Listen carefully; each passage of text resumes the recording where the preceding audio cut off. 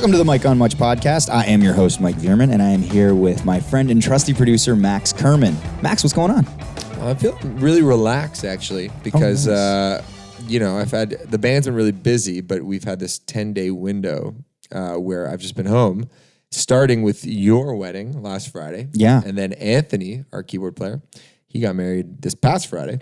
It's been really nice. I've been having I had a lazy day around the house today. I had a nap on the couch, watched the Blue Jays game. It's been great. And I was kind of hungover too because we went out last night. We had a bit of a night last night. We had a bit of a night. Our friend Sean Dawson got engaged. Yeah, that's right. So we were celebrating Sean and his wonderful lady Chelsea's big moment. Yeah, shouts to my old roommate.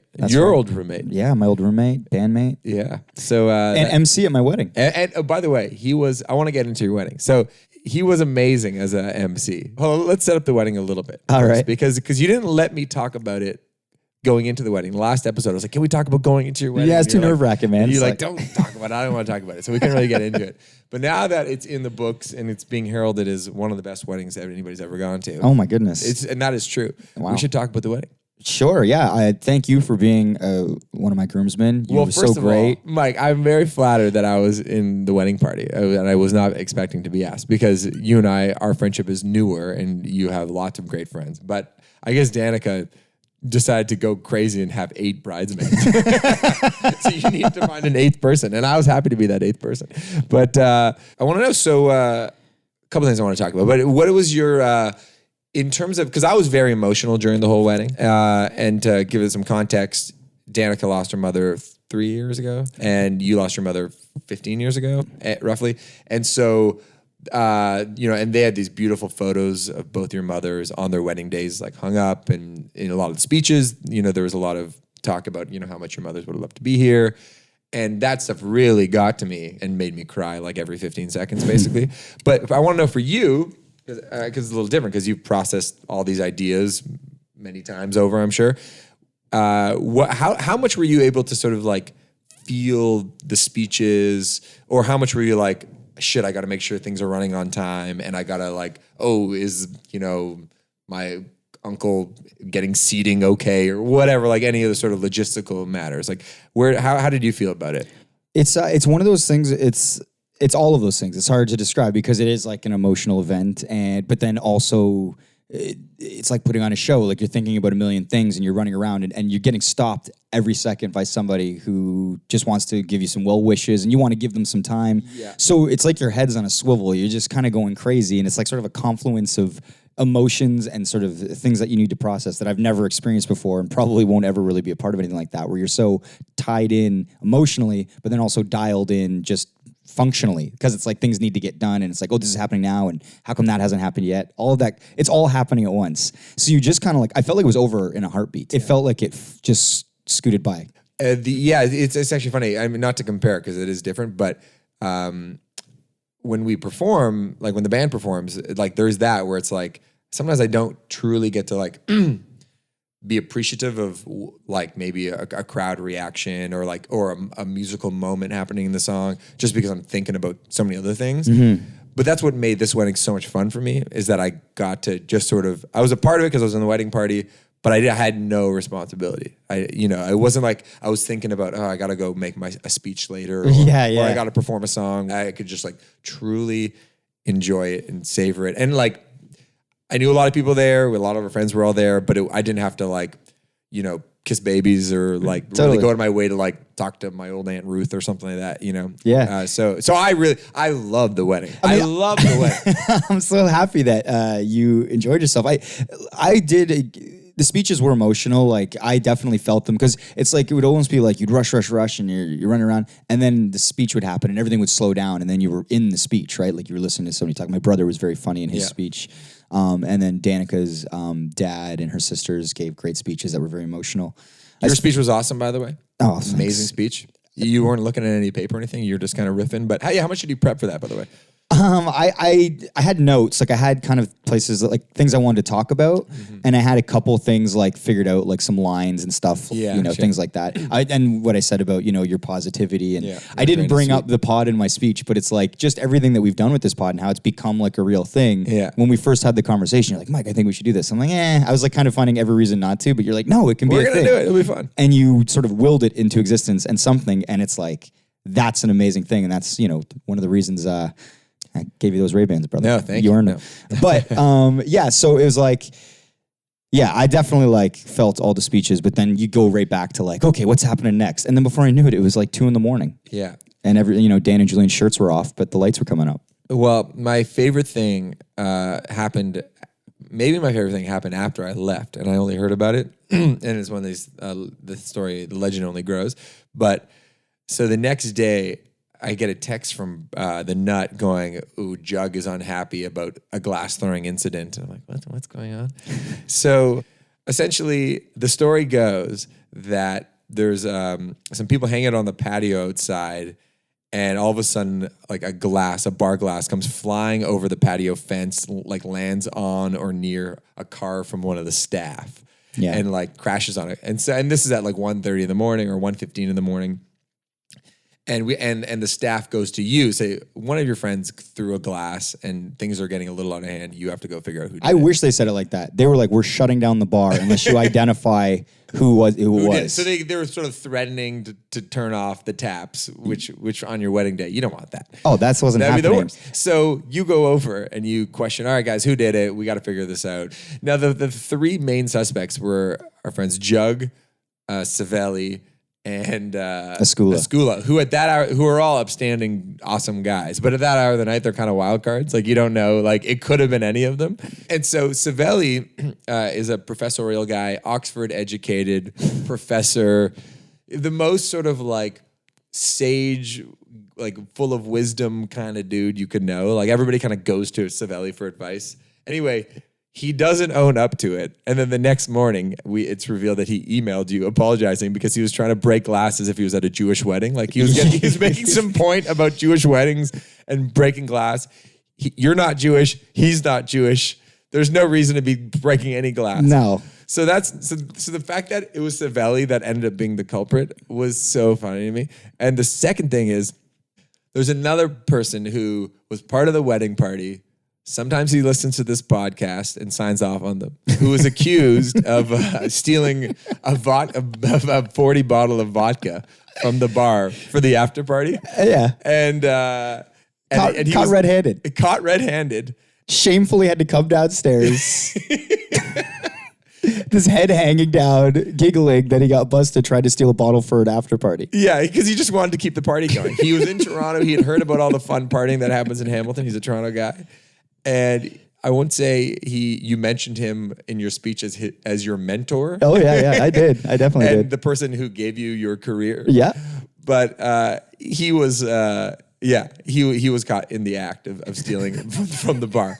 And so just those two things in tandem are so funny, because if you were to ask me like who are the 2 most like responsible, professional, sort of like adult figures in the group, I would have said Savelli and this person we won't name.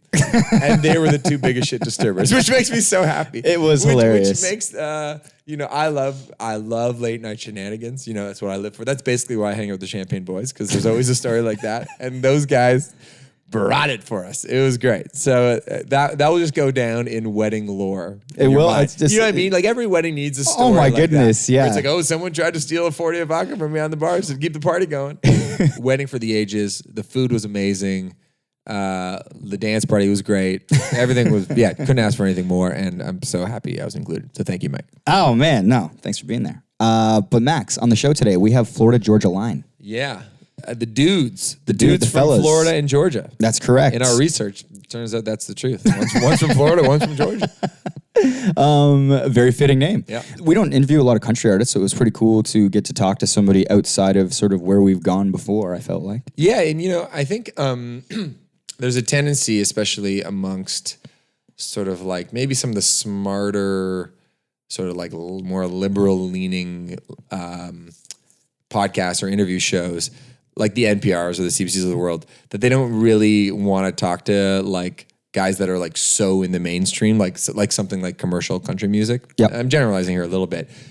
Or might not even give the time to somebody like Ben Mulrooney, like who's more of like a network star who has like a talk show. I feel like those people sometimes get ignored, but I always feel like these people have really interesting stories, and they're also one of the biggest acts in country music. Like the fact that we even have access to them I thought was kind of surprising. They were nice guys. Actually, in our research, I found out that one of them was a pitching prospect. Like Did you get into any baseball with them? We talked a bit. Well, you had the one question in there where you want me to ask if they find time to work out on their Because they're so jacked, these guys. They are very in shape. So it was just funny asking about that. And they were open. They were like, yeah, it was like we work out. We get it in when we can. Okay, before we get to it, I want to know, do you think they were forthcoming about, just sort of like the stance country music has taken when it comes to like issues of progressivism or just like the racial divide in America? Like for social issues, they tend to like country artists tend to be sort of more on the conservative side. Sure. Because of the fan base or for personal reasons. What was interesting is leading up to this, we had a phone call, I think you were on the road. Yeah. And you're like, hey, when you go into this, I really want to like get their thoughts, you know what I mean, on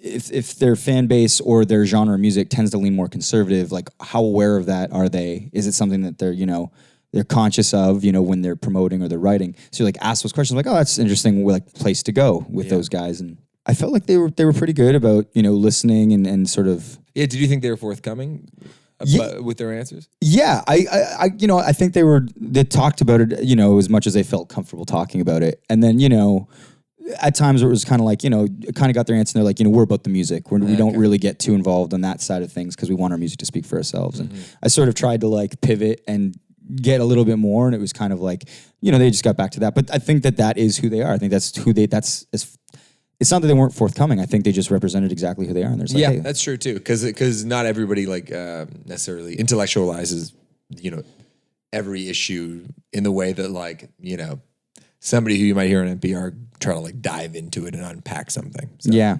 Actually, one of the people who's been a major pod supporter and champion, Kristen, who we work with, is a huge FGL fan. Yeah. I was like, hey, it's like, because she was like, I can't believe you're interviewing them. I'm like, you want a question? I'll put a question in for you. And so at the end, I asked them specifically about a song that she loves. So you will hear that. Little tease. So you want to get to them? Let's do it. So how you guys been? Good? Great, man. Yeah? Mm-hmm. How's the performance this morning? I was walking into It was work cool, as you guys man. were doing it. It was good, yeah. You guys do a lot of those early sort of morning gigs? Yeah, I'd say a couple times a year. Yeah? Yeah. Do you find it hard to sort of ramp it up that early? And Man, once we hit the stage, the crowd kind of gets us there. So it is early, but we kind of like it. It's fun, something different, Yeah, The energy's good. Yeah. So on the show, we really like to get into the sort of nitty gritty of how creative people do their work, process of songwriting, coming up with ideas. And I think for us, like, a lot of people maybe aren't familiar with like the sort of Nashville process, you know what I mean? So I guess I want to know, how do you guys come up with songs? How do you pick songs if like other songwriters submit? And then what role does the producer play in sort of like crafting all that and getting it to where you guys need to be? That's a great question, man. There's not really a specific equation to it. For us, we typically write all year round, and we're always writing, whether it's for us or another artist. We usually get together with a few buddies in Nashville and co-write usually, and then when it comes time to record a record, we just sit down with all the songs we've written and try to pick the best ones, and then try to pick the best songs, obviously, that's been coming through our inbox over the last year as well, and trying to just narrow it down to the best 15 songs. And then our producer Joey Moy really helps us out with that as well, helps us with the song choices, and then also kind of bring them to life and take them to the next level, and really making a product that we're really proud of, and developing our sound. He helps us out in the studio with singing. He helps us just on so many levels. So he plays a huge role in recording records, and it's a really fun process for us. I'd say also our producer really takes the song, the vocals, the moments, the instruments, the hooks, everything to the next level. We're in there creating and adding things as well, but Joey's just got this ear, man. Joey Moore, our producer, he's just got this crazy good ear. We call him the Wizard, and we can these days. It's not crazy to get an amazing track from a songwriter that you've written that day and it sound amazing, but when Joey Moore gets his hands on it, it's going to sound even better. It's going to sound more polished. Goes to another level. It goes a couple levels, man. It's crazy. Yeah, it's just different, man. He has the Joey Moy touch, and at the same time, I think we do the FGL thing. I think we maybe change a little bit of melody or add some words. We've added some things to songs that have been outside that we haven't been writers on. We create moments that we just make them ours. I think that's the biggest thing. Whether we write them or not, we believe what we're singing and we love them either way, like we did, and we just make them ours, man. Does it ever become contentious? Like, I really want this song. You're like, I'll take it or leave it. Or do you guys find that the workflow is pretty copacetic? Man, it's pretty. We're usually pretty much on the same page. We have a pretty small team that we really love and trust. It's about 5 of us, and we really can sit down and if 1 out of the 5 is not liking us or liking a song that nobody else does, it's pretty obvious that song's not gonna be on the record. But democracy. Most of the time we all kind of see eye to eye and really kind of have the same ear, which is a huge blessing. But it makes it a lot easier when we're picking. You guys met at Belmont University, I read. What was it about each of you that sort of drew you together? Why make music with each other and not maybe someone else you met that was into writing songs? Yeah, I know. Honestly, I think we just knew there was something special. There was a special connection there. We both kind of felt that's what the Lord wanted us to do. To be honest, that we needed to write songs and kind of see where this goes. And I remember we knew of each other at Belmont. BK was on the baseball team, and I was kind of into sports, and I was kind of doing my own thing. And so we didn't really start writing songs until our senior year, 2009, and wow. We knew right away when we started, wrote our very first song. It was like, well, that was easy and awesome, and we need to do that again tomorrow. And next thing you know, we've probably written 10 songs together and moved in together. And I think when we started playing music together, writing songs, we at the very beginning we had no idea we'd be doing this 10 years later down the road. But it's it all kind of unfolded awesome, for us, and we just kind of followed our heart, followed what we thought we were supposed to be doing, and here we are. Yeah.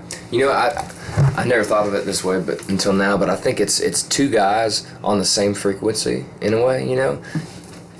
Separated, kind of their whole lives, and what we did to get to Belmont. Up until that moment, till we met, everything that we've been through, I think, really prepared us to meet and to create, to live together, to work these crazy jobs together, to get up early mornings, late nights, early flights, everything, man. So definitely a God thing, and yeah, man, there's something about me and Tyler just meshing, man. We're the yin and the yang at the same time. We're a lot alike, a lot different, and it just is a really good blend and really good balance, and I've always felt connected, man. Something bigger than us. Yeah. No doubt. Yeah. Well, you mentioned that you guys are athletes, you guys are playing sports, and your live show is pretty physical. You guys really sort of perform the heck out of those shows. I always wonder, because I think people that go to these concerts, they're just like, oh, the guys are getting up, they're playing their songs, that's what I'm here to see, but maybe they don't think about how much you got to put into that. Like, do you guys travel with a trainer? Do you find time to work out? Is there time to work out on a tour? Like, how much? Yeah, man, we have a trainer, Wilson, out with us. He's a good friend of ours and a great guy, and tries to keep us in shape. Because you're right, man, our show is very physical. It's very high energy, and we got to be able to breathe the whole time. So if we're running around, we still can't run out of breath. We still got to be able to sing. So it makes it fun. It's a cool thing. It's almost like we can still sort of be athletes and have our have the season, if you will, have the off time, have the training period, have the whole 9 yards. And so we try to take care of ourselves as much as possible on the road, and eat clean and work out, and try to save a little bit of room for drinking at night. And that's about it. So we have a good time with it. Yeah. It's a pretty sensitive time in culture right now. There's police shootings, race relations, and sort of just a general divide between liberals and conservatives. As artists with a platform, how do you guys internally discuss the way you choose to address those issues with your fans? Or do you guys sort of go, maybe that's not for us, we put out the music and that speaks for itself? Or with the platform, are you cognizant of that?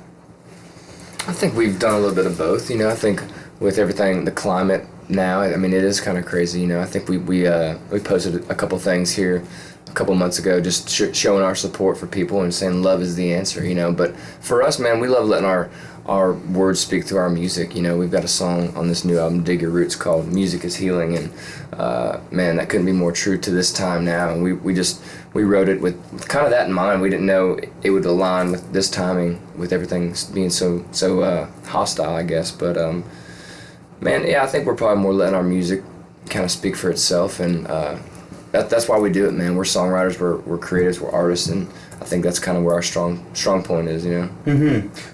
But I mean, is there a conscious choice to maybe not, I guess, share your maybe personal political thoughts or thoughts on sort of world events? Not really. I mean, we don't want to get too deep into politics just because that's not what we do. We're not politicians, but I think when things like that happen in the world, you can't just act, you know, when tragedy strikes and things, we don't like to act like it hasn't happened. You know, you obviously just, it's on our hearts and minds as well as with everyone else. So, you know, we show our love and support to the families and the victims and the people that need the love, and that's about it, you know. But like I said, we're not politicians. We're artists, and we create music, and we're creators, and so we kind of take that energy and our emotions and our thoughts and take it into the writing room and let it create some sort of positive out of that, you know. So that's our goal, but we try to stay somewhat non-political, you know, to an extent. I think it makes sense. I think you find that in every job. You know, you're not going to have people here in the building, you know, talking about their politics, because it can be divisive. Yeah. I guess with that, and with country music in general, I mean, years ago, the Dixie Chicks got in a lot of trouble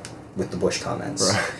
Do you think that country music has changed in the time since those comments, where people are maybe more open, like just as far as like a fan base, or do you think they're still beholden to sort of like certain biases?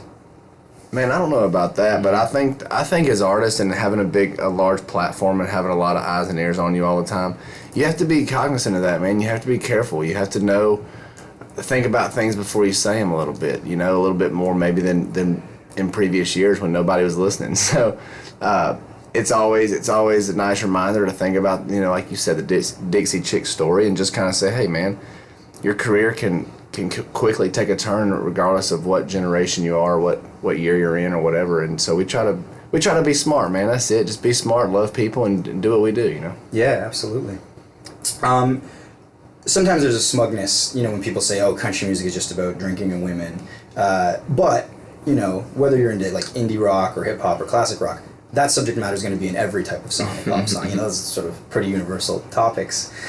That being said, though, is there anything about country music as a genre that isn't inclusive or could stand to evolve a bit? Or do you guys not think that way when you're writing music? It's like we're just writing for ourselves. Man, I think with this album, Dig Your Roots, I think we really tried to hit some messages with some songs that we had, man. I think we were very, very,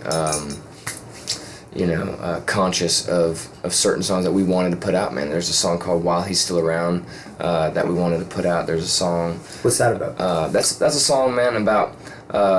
it's about our dads, really, but it's about making sure you call your loved ones, man. It's so simple. While he's still around, it's like don't wait to share. Don't waste time. Make the most of every opportunity, man. How easy it is to make a phone call every day, but sometimes we forget or make excuses or whatever it may be, and you can just say, hey, I love you, just thinking about you, whatever it may be, to a friend or a grandparent, and that's a huge message, we believe. So I forgot where I was going with that, but... No, that makes sense to me, man. And like, well, with this record, Dig Your Roots, I mean, you guys are gearing up. You're going to be playing a ton of shows this whole next year. I imagine you'll be out supporting this record. Do you guys like love the road? Do you love the life? Or is there ever a time you go, oh, you know, it's work and you just got to put in the work and grind?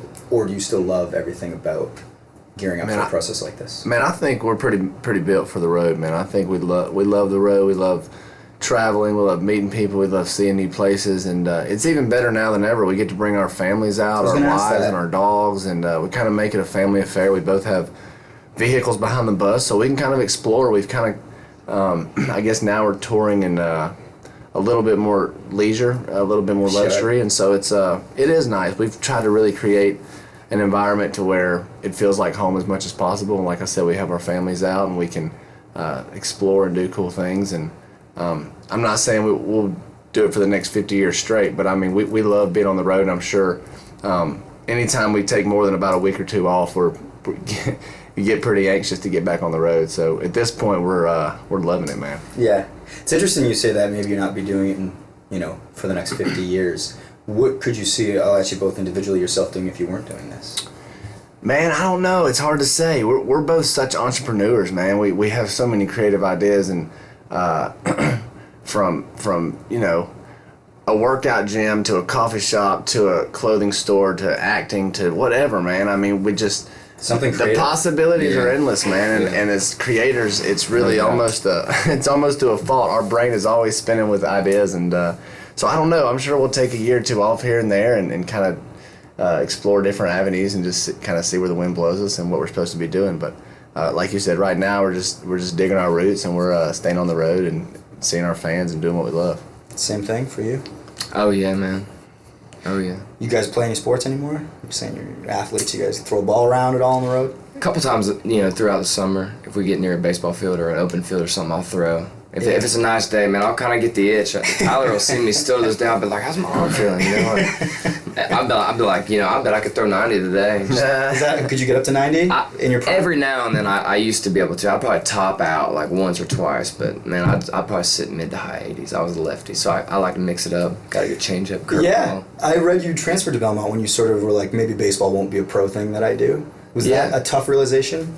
No, it was something I was looking forward to be honest with you. I wanted a shot or I didn't want a shot. I kind of was ready to get that 1 year just to go try to do professional baseball, or I was really excited about giving music a full-time shot because I'd never had, music was never full-time. It was always baseball, school, workouts. I mean, it was a busy life for a long time, and baseball took up, it was life, so I kind of made music a hobby and would write and do music whenever I could, but I was low-key just looking forward to seeing what I could do. I felt like there was a lot of songs in my heart, and I knew that, we kind of got with the right people, and once I got hooked up with Tyler, I knew that was the right thing, so we just chased it. Well, it's been such an unmitigated success. Like you guys are, like you said, once you felt you're in the right place, it all just started happening. Mm-hmm. And as you move on, you become more and more successful, so you travel more luxury now. It must totally feel like it was the right path for you guys. Yeah, 100%, man. I mean, we really did from day one feel like it was kind of ordained and felt like it was meant to be, and it's a good feeling. I think that's a pretty rare feeling when 100% I'm doing the exact thing I'm supposed to be doing right now. And there's always questions and stuff, and especially at our age and just fresh out of college, and nobody really knows what they want to do. And so yeah, it was a cool feeling to know like the world may not think we're doing the right thing right now, and we're dead broke, and we're traveling in Tahoe. But man, this is what we're supposed to be doing, and till this day, it feels like we're in the right place, and it's a good feeling. Lastly, someone who works on this pod is a massive fan, and so she wanted me to ask the context behind your single "Dirt." It's like her favorite song of all time. Oh, cool. Well, we didn't write that one, but that song, man, that's a spiritual song. That song is pretty cool because it's written by our two good buddies, Rodney Clausen and Chris Tompkins. They got together one day to write, and they started Dirt, got maybe halfway done, and they were supposed to write with somebody else the next day. They canceled that right to finish Dirt, got some more of it done, still wasn't done, got together a third day, canceled their write with their other co-writers, got together again, and finished it. So it was a 3-day write, which is kind of unheard of, man. You can tell that the power of editing, which we've done, and just really working the song. Yeah, really just digging into it, man. That's a tough song to write, and to hear that hook, the lyrics, man. I mean, we've lived it. It's us. It's our fans. It's our families. It's our vision. It's our heart, and it's just a beautiful song, man. We heard it. Our manager played it for us. I think we were in Vegas, maybe. I don't know where we were, somewhere, and he's like, check out this new Clausen song, and we were just by the end of the first chorus. I mean, it was like, we're cutting that. Yeah. Special. Well, all the best with the new record, fellas, and thanks so much for your time. I really appreciate it. it. Honestly. Appreciate you, man. Cheers. Hope you like the new music, man. Welcome to The Dessert. We are sitting here with our friend and pop culture aficionado, Shane Cunningham. Shane, what's going on? No, this is the wedding episode, isn't it? Long hair, ring, Mike's looking like a lady. Yoo-hoo.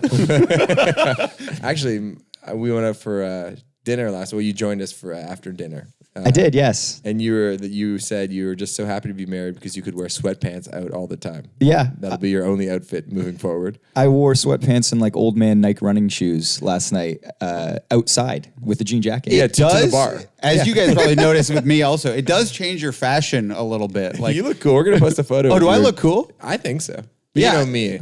Like, I find you become less self-conscious. But like right now I'm wearing like kind of, in the scene in Dumb and Dumber when they get all the money and they wear ridiculous ski jackets. Yeah. I'm kind of wearing like a pared down version of that right Yeah, now. it's like, for our listeners, it's a bright orange with a yellow collar, and then light blue sleeves and then like a floral kind of squiggly pattern on the bottom half of the jacket. A single, like if I was single, I would never wear this. Right? Really? No. You'd be peacocking though. That's a good single guy Yeah, move. but I kind of look like an annoying, like Justin Bieber, like douche right now. I had a question for you. You were dieting pretty fiercely going into the wedding. And Oh, so you notified I packed on a few pounds. no, I man. want to know. Like, is that all out the window now? Because you don't have to worry about wedding photos. or Well, anything you like are that? looking at me, Max. I think you know the answer to the question. No, you look about the same. About the same. Well, since you're so curious, Max, I've gained 15 pounds since the wedding. Whoa. I know. No wonder you're wearing that big windbreaker. I wish I was wearing a mask right now. My face is so fat. Now I'm doing a new thing where I'm on an app that counts my calories through the week for me, so I don't exceed 2,000, and then I'm still fasting again. But it was hard. Like after the wedding, do a honeymoon. Then we're partying for the pre-parties that go into Mike's wedding. Then Mike's wedding. Yeah. And now I'm just getting back into regular life. But yeah, speaking of Mike's wedding, I guess that's what I'd like to talk about. Like to get into. Well, yeah, okay. I guess from my perspective, like I thought it was going to be a really good day for me because I didn't have a lot of responsibilities. The day But- started with all of my groomsmen, of which both of you were that, coming over to the house, my place, and getting ready. And the photographer's like taking photos of getting ready and all that stuff. So Yeah, I guess I just was having a horrible time that whole day. Obviously, and I guess I'll start from the beginning. It all started when you and I went to see TIFF movie. We went to TIFF. We saw Magnificent Seven. oh yeah, we saw Magnificent Seven at TIFF That was, I guess, a week before. a week before the wedding. Oh, so And this is all leading up to your This is terrible all. Friday. This Okay. is all leading up Oh, to I know why where you're going Mike's with wedding this. was so bad for me. Like I don't like. It was one of the worst times I've had, and it was because. So it starts. Finish Magnificent Seven. I'm like, oh, Mike, how did you think? Mike's just like looking at his phone. He's like, holy shit, this can't be real. I'm like, what? Mike's like, nothing. I'm like, tell me. He's like, no. Mike's like, what did you think of the movie? And then I'm like, I'm trying to put the thought back yeah, on I'm the, like, I thought it was kind of hack. I go on for like 5 minutes. Mike's not even looking at me. He's not paying attention. He's like, okay, here's what happened. He goes, Alex, your wife Alex has kind of ruined the surprise about where we were going to take Mike out the night before his wedding. Because as you know, Max, we have a tradition in our group where we take out the groom-to-be for a night of partying in a hotel that we typically get. Yeah. Mike's brother Greg had planned a bit of a twist on that. We were going to rent a school bus, surprise Mike after our rec league baseball game, and take him from Hamilton to Toronto and amalgamate all the Hamilton friends with the Toronto friends in this crazy party that Mike was going to be totally caught off guard in. But after Magnificent Seven, Mike's wife-to-be, Danica, messages him and says, what the you're getting a bus rental the night before our wedding? She did not say it like that. It was she. So first of all, the reason that I didn't tell you at first is because I felt bad. I was gonna keep it to myself so you guys could still have the joy of the surprise. Like I felt bad for my friends, so I was like, I'm not gonna say anything. But what it was she just cut and pasted. I guess Alex had put it in like a message group, so she just cut and pasted Alex's message. And then sent that to me with 3 question marks. So her thing wasn't like, you're getting on a bus. She's just like, when did this plan come and how come you didn't tell me? The subtext to the question marks is, what the Only did you know, because we'd already talked about what I was doing that night. I was like, oh yeah, they're going to get the hotel room because that's part of our tradition as well. She thought for some reason I just didn't tell her about this bus you're trip to keeping Toronto. it from her. But I had no idea. And then I saw the message and I was like, oh my God, Then Alex blew it. Well, Yeah. because although I did tell my wife that it was a surprise, Alex did not Alex, know for the that record, is- Danica wasn't in on the surprise. And obviously, I don't know, Mike was upset, but then I started crying. So I think he started feeling bad for me because I felt so bad. Hold on, you literally started crying? Yeah, like I was furious. And I called Alex and like tore her a new one, you know. I just felt bad for you guys that you'd planned it. And then now I knew, whereas you could have gotten the joy of me genuinely being surprised to see a school bus. And, you know, Greg put in all the effort. So then I'm feeling horrible, but then there's a little like silver lining that we're in a rec league, baseball league, right? So if we win the Monday night game, we would play again on Thursday. So if we make it to that Thursday night, the bus would have been canceled anyway. Yes. So now I'm just like, Alex, we need to win this game to make your mistake not even matter, right? Because we would have been canceled anyway. So I'm like, we're going to batting cages. Like, we're trying everything to win this series.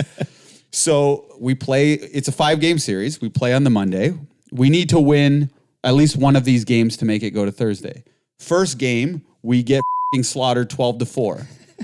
The next game, we're losing 12 to like 1. And so obviously we're not going to come back and win. But I'm trying to keep the faith alive, all that. We came back and won 17-16 in the most miraculous way possible. I heard, yeah. I missed this game. I'm on the team, but I heard Mike all about it. hit the home run to lead us into get us the 1-point lead. Was it actually home run, or was just a guy who doesn't know about baseball trying to describe something? It was a home run, but there was a okay. lot of throwing errors. It was like an Okay. in the park home run. It was a single with 3 errors. Yeah, okay. But Mike triumphantly crossed the home run line. Is that what it's called? I thought it was a walk off. I thought that was the last inning, and we were And the Mike home goes, yeah, as he's crossing. And then everyone's like, Mike, no, they still get to bat. There's another inning. And Mike's like, oh, I look like a idiot. But then we got 3 up, 3 down. Yes, Was that actually on the night we were supposed to take you? That was the Thursday night. that was the Thursday night. Yeah, Oh, okay. So Monday, I'm ruining this fucking story, but Monday we won, got it to Thursday, and then the Thursday, the night we were supposed to take you out, you hit the home run to take us into going out with you. yes. Which now was just based in Hamilton because the bus was canceled because we had to play that night anyway. Right. So point is, it worked out that we actually had to play Thursday. So Alex's mistake wasn't a mistake. I'll get to the point. I got so excited that not only did Mike hit the home run, that Alex's faux pas was forgiven, that I proceeded to get ridiculously drunk, probably one of the drunkest times I've ever been in my life. Also, Mike gave me like this kick-ass pair of Ray-Ban sunglasses as a gift. I don't have to give a speech at his wedding. I have no responsibilities on the wedding day. So I'm chugging the Jack. We end up going to a place called Happy Hours, which is a karaoke place. Here in Hamilton. And So first of all, it was an amazing night. You guys set up this. You got this hotel, which we do as a tradition the night before someone gets married. We win this game. We walk off. We go right to the hotel. and you're the hero of the game. I was feeling pretty good, and I was getting married the next day. But I was like being reasonable. I wasn't going to get super drunk. I was like, I'll have a few beers, like, but I'm not going to be out super late. But you guys go to town. I saw a million Snapchat videos the next day that I have no recollection Of you on the stage? Yeah, just to. Well, some of the snaps were me grabbing microphones off men I don't really know and simulating oral sex on them. At their level. Yeah, at their level, grabbing the microphone off people, ramming it into my own genitals repeatedly for a minute. I told the whole crowd off. Then I told the crowd I was the Richard Pryor for our generation. Yeah, because you just watched a Richard Pryor doc, right? I did. I was very inspired that night. And then I was grabbing, people were playing pool and I was throwing the pool balls around. And I just woke up feeling like a nightmare had just occurred and with the most pounding headache. Then I realized I had to go to Mike's wedding, showed up, went to the wedding. Mike's speeches and everything were like so good. I bawled the whole wedding. Yeah. It was just the most emotionally taxing day of my life and the worst I'd ever felt. So that's basically it. And you were crying too, though, like a madman. Oh yeah, you and I were probably the two. Because I was the loudest crier, probably, because I cry very loudly. I didn't think that was real. Like I had heard rumors that you cry bad, but yeah. I've never actually seen you cry. I've heard you talk about crying. Do you know how it sounded? Try to imitate it. That's it. That's it. That's exactly it. And your face looks crazy when you do it. It was like I at first I was like I'm bawling, like just tears streaming down my face. And then I hear like what I honestly thought was a woman. I'm not just trying.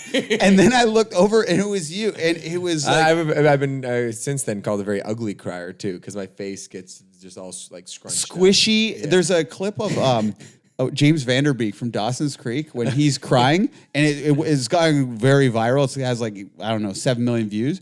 But you make the exact same face that he no. makes in the clip. Have you seen the clip he's talking about? No, It's pretty Somebody funny. sent me a clip though of there's like a talk show, and there's like like a son forgiving his father for being a bad father. Oh my Have you God, seen yeah. that one? Oh yeah, it's like, yeah. It's Mike pretty is epic. always think- howling at his desk watching that. I watch that clip at least once a month. I don't know why it slays me so much. It's because the dad's dead quiet as he processes everything. Yeah.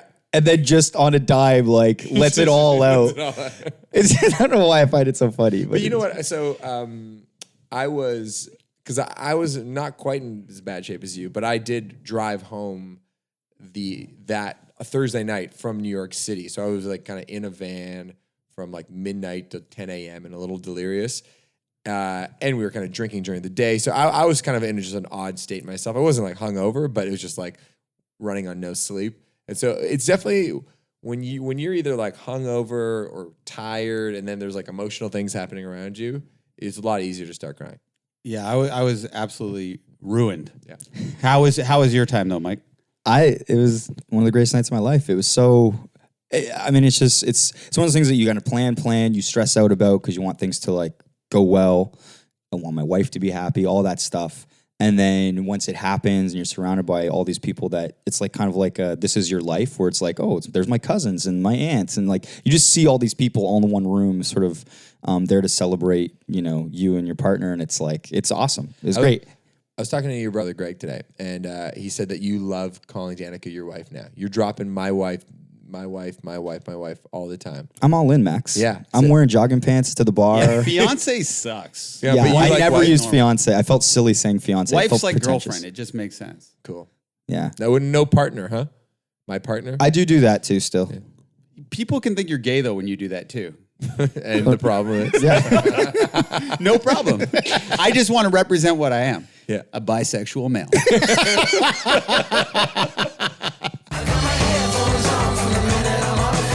That's it. That's all. That's our episode. Want to thank Florida Georgia Line. Want to thank Shane Cunningham. I want to thank Jenna's Doodles.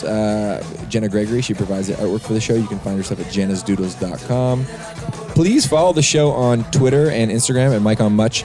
And subscribe to the show. Leave a comment in the ratings. That really makes a big difference. And tell your friends. If you've got any other friends that are really into podcasts, tell them about this show because we really appreciate the support.